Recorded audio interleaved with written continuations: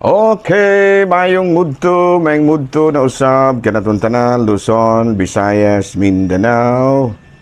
Mayong mudto Philippines, may mudto world, may mudto universe. Ana na punta mga higala nini nga atong tulumanon sa kahanginan C&A Catechesis on Air og ako lang gihapon kini yung ubos nga alagad Reverendo Padre Edwin Academia Aka. Babino adlaw na usab karon nga Huwebes no. Pizza 9 na kini sa bulan sa Mayo tuig 2024. O padayon kita manghigala sa atuang nga mga buhatono ni ining kabudtuhon. Abino ato day nga timbayaon usab og mayong mudto ang atong talahorong obispo, Bishop Julito B. Cortez, ang atong station manager si Father Rama Ata, ang atong mga kaigsuonan nga mga kaparian lukop Kabisayan ug Mindanao, inibinigayon ang atong mga kaigsuonan nga mga pari nga nangalagad sa Diocese of Dumaguete. Kumusta na mga brothers ng kinaotang higala nga ana kabong tanan sa Kapiskay Panglawas. Kumusta naman din na ang ato ang mga igsuon nila sa isla sa Siquijor nga maabot karon sa ato ang pagsibya, of course, no? Ang ato ang manager diri sa kini DYWC si Father Rama Ata, taga Katulayan, San Juan, mahigala, no? So na nga atong timbayaon gyud usab og mayong mudto ang atong mga igsuon nila sa kining mga ito na to din sa may San Juan, Siquijor. Kumusta na, no? O yung sa mga akong classmate din ha, no? Si Father Obing Masyon, ang atong kura paroko sa din sa may Larena. O yung manusab si Father J. Enriquez, ang atong mga igsuon din na. Si Father Jerry Flores, si Father Ronnie Colina, no? Si Monsignor Larry Katubig, ang atong kura paroko sa din sa may Talingting. Nga mausay amo ang ato usab nga Episcopal Vicar din sa isla. Kumusta, no? Nang hinaot kita nga ana kitang tanan sa Kapiskay Panglawas ni ining kabudtuhon. Nahala no, may mudto na kanatong tanan nang hinaot kita nga ana kamong tanan sa Kapiskay sa Panglawas ni ining kabudtuhon. Bino mahigala ato di nga timbayaon usab og advance sa fiesta nga ako mga parokyano, no, nga karong Mayo 15 dungan sa Kalumbuyan, dungan sa kining dito dapit sa Buanggita, no? Yung manusab dire sa Monhuyod ato pong mga kaigsuonan din ha, sa may kining Bulisong, no? San kanto na sila San Isidro po na sila din ha. Dito po sa may Tanhay, no? San Isidro po na din as Pulo, may Pulo, no? Ang manusab diri sa may San Isidro, no? Barangay San Isidro de Tanhay. Ug ingon manusab ang ato pong mga kaigsuonan nga taga Alangilanan, no? Taga Sagrada Familia, Barangay Sagrada, no? Mayong mudto na kanatong tanan nang hinaot advance sa fiesta kanang tanan. No? Kinigihapon na inyo ha paisano, no? Si Father Akab, no? Nga mugreet kaninyo.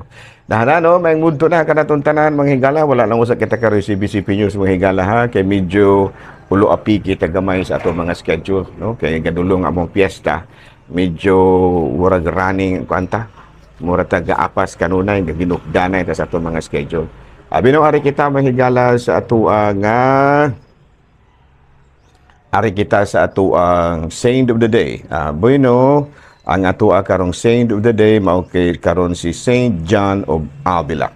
No, usa kini siya kakatsila, no? Katsila pare-pareho ni kwan. Kining katsila, no? Katsila kini si Saint John of Avila o niya usa kini siya diocesan priest. Kunya he is a very engaging preacher. Kunya do na siya perceptive spiritual director and a wise confessor, no? Kunya he organized the University of Base, the first of several colleges run by the diocesan priests who dedicated themselves for teaching and give spiritual direction to her people. That work closely with the Society of Jesus and help them growth under Spain and to colonize. No, canonized in 1970 and declared a doctor of the church. No, so karong adlaw mahigala gihinumduman nato ang lain na pong patron sa Katolikong simbahan nga mao si San Juan de Avila, no? Bright ni siya mahigala. no layo ra ta kain layo ra tas ka bright ani mga tawhana no kini ato mga santo si Saint John of Avila. Hala no ato dai nga timbayaon ng pulding ang imong mga ang ato dai no kay senior na mapupumigala ang ato mga senior citizens. Kumusta naman, nakainom na ba mo sa inyong mga resita, ang inyong mga maintenance o gunsa naman ng ato mga igsuon nga mga senior citizens no niya dunay mga senior citizens may gala nga nagpakuan, nagparehistro nya, nagpapunyag. Nga naman, ang dili sila marehistro, wala man sila ikapakita nga senior na sila, o niya dili sila maapil sa mga ayuda para sa mga senior citizens. Ala, bunyag. Daghan ba kay mga iso nato nga gala nga walay mga bunyag in taon kay mga original nila wa man magtagad. Pero karon naanay daghang bunyag kay ako diri sa Ayungon, libreng bunyag diri sa mga indigents, no? Kana mga indigenous people. Katong dili ka afford ba mo na akong isituit nga wala gihikawan pero katong mga arang-arangan ato yung pangayuan sa eksakto kay naman sila ikasuporta sa simbahan. So muna nga sayo ngo basta kay indigenous ka indigenous materials ka. May pagka-indigenous materials ka wala gyud libre ra gyud na siya kay imo pag yung pangayuan in taon ning magsige ra taw panginhas para isudan. Sige rin taon o panalawat o kanabitaw magsanggi niya mo iba pag yun ang pangayuan o uno sana gitawag na to o pangayuan pag na nimo og bayad so pabunya libre na sa kasal basta mga indigenous materials. Nang atong mga kaigsuonan nga panalangga namin the church can only be relevant kung kita we recognize ourselves with the poor. Muna gipaning kamutan nato mahigala sa simbahan Katoliko that we will recognize ourselves with the poor. Hala no wala sa joke kita ginagmay. Wala sa talay joke mahigala kay medyo ulo api kita gamay. Lawas na sa katekism na to ha. Kinakipis ako rin din bayaon og may mudto ang atong mga kaigsuonan des kumintok no. Ang ilang piyesta sa Domingo pa niya kay di man to ko pwedeng Domingo kay full pack man ang ako ang schedule mo Domingo nang karon ako sila lagi misahan ako ibis so ang ato ang mga kaigsuonan nga mga taga-Guminto. Bino atong topic karon mga higala. Our topic for today is about the Christians as the new people of God. No nga ang mga Kristiyanos mao ang bag-ong katawhan sa Dios. Kaya ang original yun nga chosen people mga kuan ba yan? Mga Hudiyo, no mga Hudiyo. Pero tungod lagi kay wala man nila gi-recognize si Kristo isip Dios ingon ni ana no ila naman noong gisalikway man nila si Kristo muna ginaingon nga ang bato nga gisalikway sa mga magtutukod na himo hinuon nga uluhan sa kanto. Naman nahitabo mahigala daw nga ang mga Kristiyanos bahala pa kag Hudiyo ka og sa dili kamo ang bag-ong kita no ako kay Kristiyanos masad ko. Kita mao ang bag-ong katawhan sa Dios. The Christians as the new people of God. No, muna karoy atua nga topic. Abi no sa unang sulat ni San Pedro nga dos taga kapit sa unang sulat ni San Pedro kapitulo 2 bersikulo 9 andot sa 10 mo kini atong mabasa. Apan kamo mao ang piniling katawhan ang mga harianong pari ug ang mga balaang nasod. Gipili kamo sa Dios aron maiya og aron magsangyaw sa mga kahibulongang buhat sa Dios. Gitawag kamo niya gikan sa kangit-ngit ngadto sa iyang katingalahang kahayag. Kaniadto dili kamo katawhan sa Dios apan karon katawhan na kamo niya. Kaniadto wala maluoy ang Dios kaninyo apan karon gikaluy-an na kamo sa Dios. Sa to pa naghisgot og si San Pedro no ug bag-ong katawhan sa Dios. So pangutana kinsa man kining mga tawhana no, matud pa gisumpayan kana ni San Pedro sa iyang unang sulat no 1 Peter chapter 4 verse 16 apan kun kamo nag-antos tungod sa inyong pagkakristohanon ayaw ninyo ikaulaw kini pasalamati hinuon ninyo ang Dios nga kamo Kristohanon. Sa to pa ang giingon dai ni Kristo nga ang giingon ni San Pedro nga bag-ong katawhan sa Dios mao di ay ang mga Kristohanon. Ato kanang mabasa sa 1 Peter chapter 4 verse 16. Apan kun kamo magantos tungod sa inyong pagkakristohanon, ayaw ninyo ikaulaw kini. Pasalamati hinuon ninyo ang Dios nga kamo mga Kristohanon. Ayan, no? Unya, kung atong basahon sa buhat sa mga apostoles, Kapitulo 11, versikulo 26, sa dihang nakita niya si Saulo, gidala niya siya sa Antioquia. Sulod sa usa ka tuig, silang duha nakig-uban sa mga magtutuo diha sa simbahan.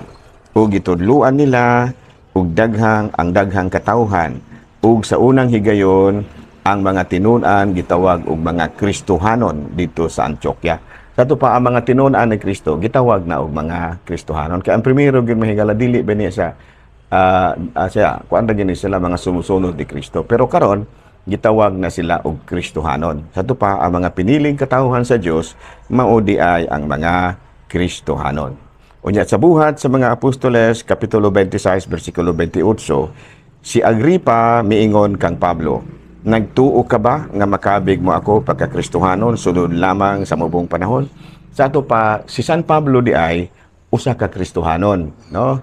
Dili lamang ordinaryong sumusunod ni Kristo. Namuna, no? Sa ato pa, ang klaro na ha, ang bagong katawhan sa Dios dili na ang Jerusalem, kung dili ang bagong Jerusalem nga mao ang mga katawhan ni Kristo. Gitawag na to og Kristohanon, or in English, or in sakinat sila, Kristiyanos. Kung sa in English, Christians. Ha? Klaro na ha? And then, what about Emperador Constantine? No? Kini si Emperador Constantino, usa kini siya ka emperador nga Romanhon. Gani, he was the first Roman emperor to convert to Christianity. O, laliman ka, ang mga Italiano, mahigala, no? Mga Romanhon ba? Ang mga Romanhon, nahimong mga Kristohanon. No? Kaya na-converted man sila.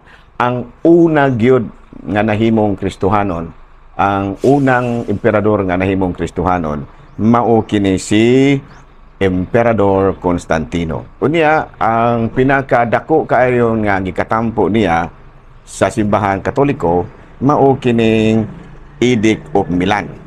Kapulumog usa ning Edict of Milan, mao kini ang kasuguan nga gipakanaog ni Haring Constantino nga naghatag og kagawasan sa mga Kristohanon. Oh, klaro na na. Klaro na na. Sa ito pa, ang mga magtutuo ni Kristo nahimo ng mga gitawag og mga Kristohanon. Unya, ang dako kayo gikatabang aron nga lambo or mo sana yung kanabitang mukaylap, no, mukaylap ang pagtulon ang Kristohanon, mao kini si Emperador Constantino. Kay iya man gihimo kining Edict of Milan or kasukuan sa Milan. Kanang Milan mahigala ko ana usa na kasyudad dito sa Roma, dito sa Italia. O niya dito niya hulmaha dito sa Milan kining maong kasuguan, Edict of Milan, nga naghatag og katungod sa mga Kristiyanos nga ilang bansayon ang ilahang pagka-Kristiyanos. Gani ang una nga emperador sa Roma nga nahimong Kristiyanos mao kini si Haring Constantino. Karon pangutana, kinsa man ang unang nga migamit sa word nga Catholic, literally universal, no?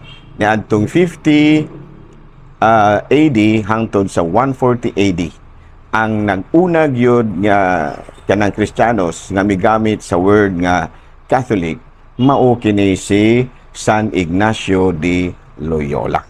Klaro ba? Si San Ignacio ni Loyola sa iyahang sulat ngadto sa mga Smyrna. Pangutana, ngano man nga gikan sa pagka-Kristiyanos, giusub man, no? Giusub man ni San Ignacio de Loyola ang pangalan gikan sa pagka-Kristiyanos paingon sa Katoliko. Ang tubag ni ana, sa panahon pagani nila sa una, no, sa mga Kristiyanos nga dili pa Katoliko ang pangalan, doon na pipila nga nibulag sa grupo nga gitukod ni Kristo. Katubang gitukod nila diha ni San Pedro. Kini si San Ignacio de Loyola, usaman kini sa mga obispo nga giordinahan sa mga apostoles. No? Kini si San Ignacio de Loyola. Di Antioch, dili Ignacio de Loyola. San Ignacio sa Antioquia. Saint Ignatius of Antioch. Sorry. Si Ignacio de Loyola. Saint Ignacio sa Antioquia. So muna nga, pagkabantay ni San Ignacio sa Antioquia, nga daghan ang mga medyo naghimo-himo na Kristiyanos gihapon, pero dili na nibulag na sa grupo nila. Muna nga, in order to differentiate between Christians and Catholic, gihimo unang migamit kini si San Ignacio sa Antioquia sa word nga Katoliko aron nga iyang ma-differentiate ang Kristiyanos ug ang mga Katoliko. Ang katong mga Kristiyanos nga dili mutuo sa ang dili na nibulag sa grupo nila ni Kristo.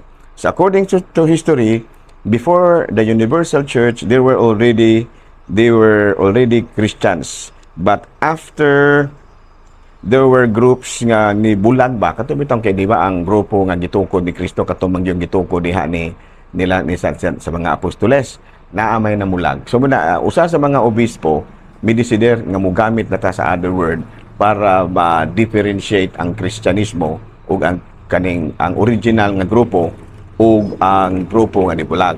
So karon ang mga grupo ng nibulag padayon nga mitawag sa ilang kaugalingon nga Kristiyanos. Pero ang grupo nga nagpabiling sa grupo nga original jud nga gitukod ni Kristo nagtawag na sa ilang kaugalingon o Catholic. Ikaw ni ana no. So muna nga daghan na dayon nga mga Kristiyanos nga lain og pangalan. Pero kita ang original jud nga grupo nga gitukod ni Kristo diha sa mga apostoles no mao kining gitawag og Catholic. Gani ang pinakasentro gyud sa pagtulon ang Katoliko, ang pinaka-setting, pinaka-kuang gyud ba?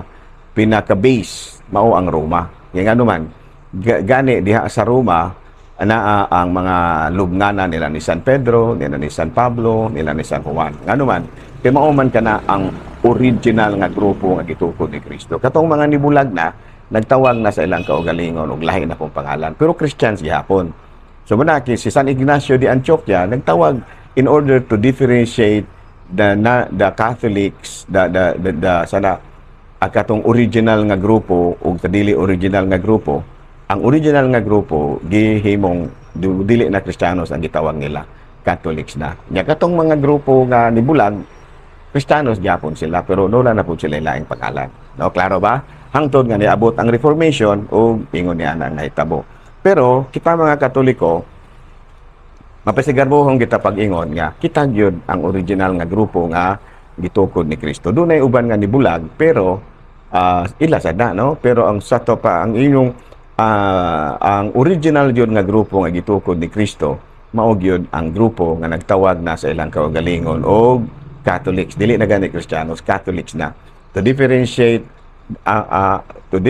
us from other Christians who don't belong to original group nga gitukod ni Kristo. Katong ba mailhan ba kini sila mauni sila ang grupo nga gitukod gyud ni Kristo, Katoliko. Kini sila mo ni ang nibulag na Kristiyanos. Kristiyanos gihapon. Mutuo gihapon kang Kristo pero dili na membro sa original nga grupo nga gitukod ni Kristo. So, balik kita sa atong original nga tema, ang mga Kristiyanos or mga Katoliko mao ang bag-ong katawhan sa Dios. So the Christians as the new people of God. Pero kang ang Christians malagi the new people of God ta, pero pagkakaron kita mismo moingon kita nga more than that the Catholics are also the new people of God. Dili ta maingon nga kanang mga laing relihiyon dili na sa new people of God, dili. As Christians, people of God gana sa. Pero kita lang original ta nga grupo nga nagagikan kita sa original nga grupo ang itukod ni Kristo gikan sa mga apostoles. Okay, klaro?